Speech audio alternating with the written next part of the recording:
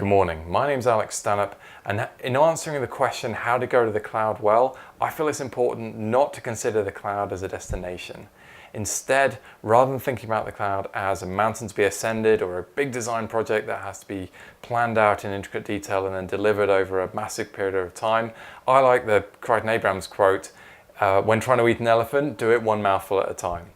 It can be very intimidating. This is our cloud framework. It outlines some of the activities that you might undertake in migrating a web service to the cloud. It's setting it up in a really good way there. And there's a lot of work here. Picking out each of these boxes could easily take 6 to 8 weeks just in terms of the development effort involved in setting up that particular part of the service.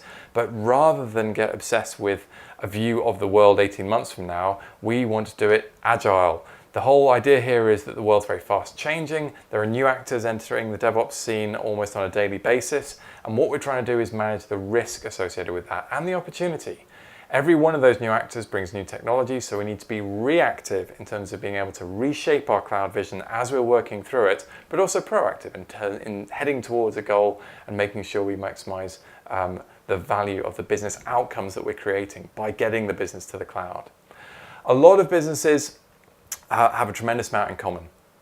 While we can talk about a business's unique selling point as of course being unique, the business logic as being unique, the differentiators are absolutely crucial. However, when it comes to cloud estates, they don't have to be unique in the same way. We want to accentuate the differences, not simply reinvent the wheel for everything.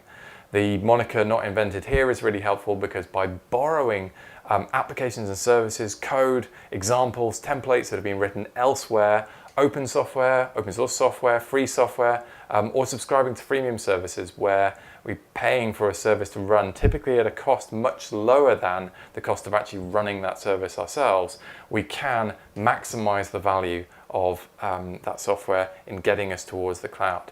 Ultimately, the journey, if we're going to take this piecemeal approach, all begins with people. It's all about setting up your team in such a way that they feel confident taking these first steps. One of the things we try to do at Litena is work with your people in situ in the form of training and consulting to actually guide them on that process so that they feel confident taking these steps.